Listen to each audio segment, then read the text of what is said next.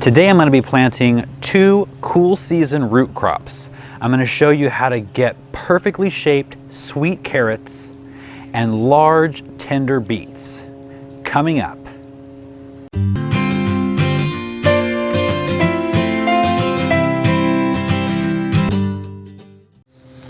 One of my earliest gardening memories was being in my grandparents' garden and pulling carrots. I just remember it being amazing to me that something that you would normally see in the supermarket or your refrigerator at home, you were able to pull them out of the ground and they grew from this tiny little seed. I mean, it still kind of amazes me. It's kind of magical. Root crops are so much fun to grow because there's an aura of mystery around it. You don't know what that is going to look like until you harvest it. You have no idea what's growing under the ground until you actually pull it out. And so it really adds a whole nother dimension of fun to the garden, and it's great for kids. I always say that because I think it's important for kids to be a part of growing food and knowing where their food comes from. But they love doing this because they like the mystery too. It's kind of like digging up a treasure. So carrots and beets are typically considered a cool season vegetable for most of the country and most climates who have cool or cold winters. And typically those are planted in the early spring. In southern warm winter climates like mine, we plant pretty much year round. We can grow carrots almost all year here. It gets a little iffy in the really heat of the summer, maybe July, August, but other than that, there's really no problem to it. One plus to a cool or cold winter climate is if you time it just right and the carrots are pretty much ready to harvest right around the first frost, that little kiss of frost, that first frost really sweetens up carrots, but not just carrots, but almost all root vegetables.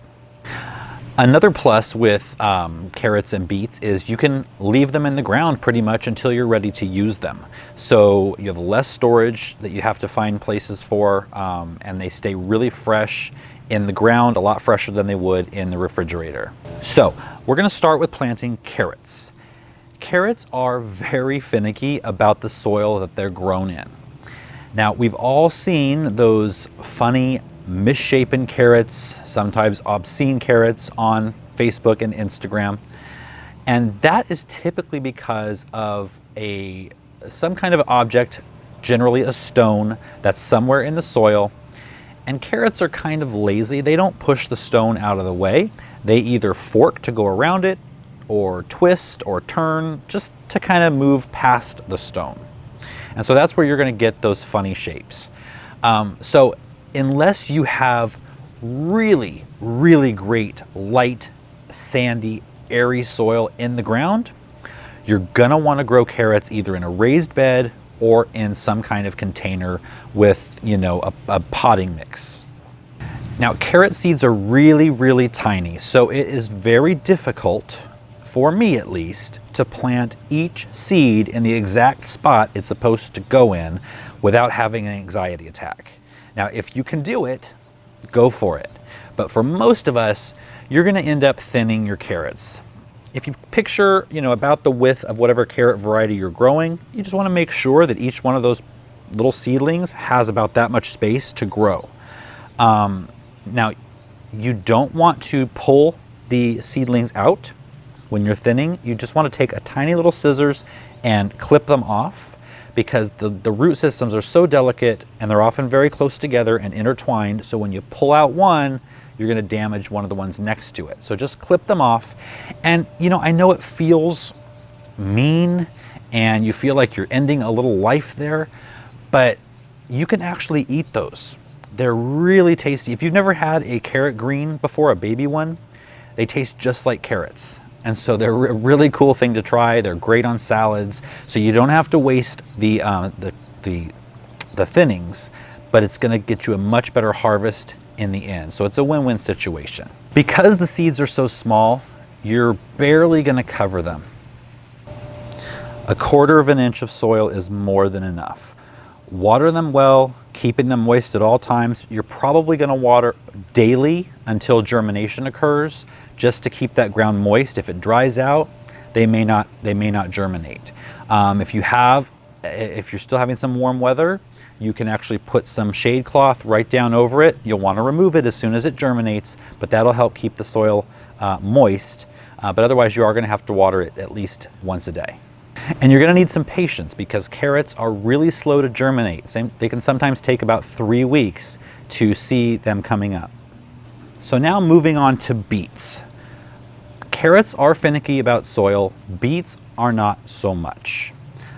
They will produce more perfect shape root vegetables in lighter soil, but they will really grow in just about any soil. And they're actually a little bit of a workhorse. If you do have clay soil, as the beets start to expand, they can actually help break up that soil. So you may not have beautiful beets to show on Instagram, but you might have better soil come springtime or a little later in the summer planting, depending on where you are. If you live in a cold climate, you're going to want to plant about 2 to 3 weeks before your first frost date. That will give them enough time to grow and start expanding, to get kissed by that first frost, sweeten them up, and they'll be ready for you to harvest, or they'll store there in the ground until you need them. Beet seeds are actually really easy to plant because they're big. Another difference between carrots. Now, the seeds of beets are actually the small shriveled fruit that grows on the beet plant. And so it's not just one seed in there. You think of a fruit, it's got several seeds. So even if you plant each seed perfectly in the perfect amount of spacing that you would need as the roots develop, you're still going to have to thin because each one of those seeds is going to grow several plants. You're going to do it the same way as the carrots. Use the scissors to snip them off. But beets, the thinnings are really great, just like carrots. They don't taste like beets. They just have a different flavor, but they're great on salads. They're full of iron. They're really good for you. So definitely give that a try. As far as fertilizing goes, beets love nitrogen.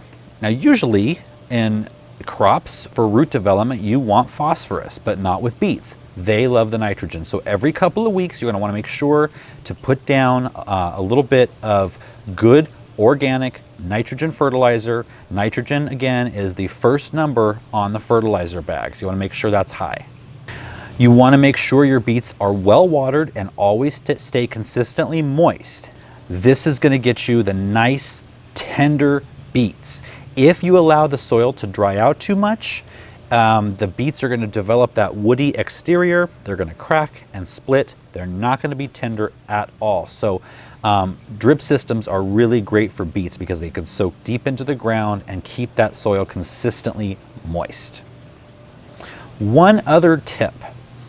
Back when beets were first starting to be grown, I don't know how far back that is, but it's a long way, they weren't grown for the root. They were grown for the tops or the leaves because they're super nutritious. They're actually really tasty. Cooked beet greens, in my opinion, are better than cooked spinach. They have less of that heavy iron flavor than spinach does. You can saute the beets with garlic and onions, salt and pepper. They're great. Give that a try. While you're waiting for the roots to develop, you still have a crop. I hope you've learned something from this video. I always try to include a few extra tips that maybe aren't widely known. If you got something out of it, please consider subscribing. Give us a thumbs up, hit the bell icon for notifications, and I will look forward to seeing you guys on the next video.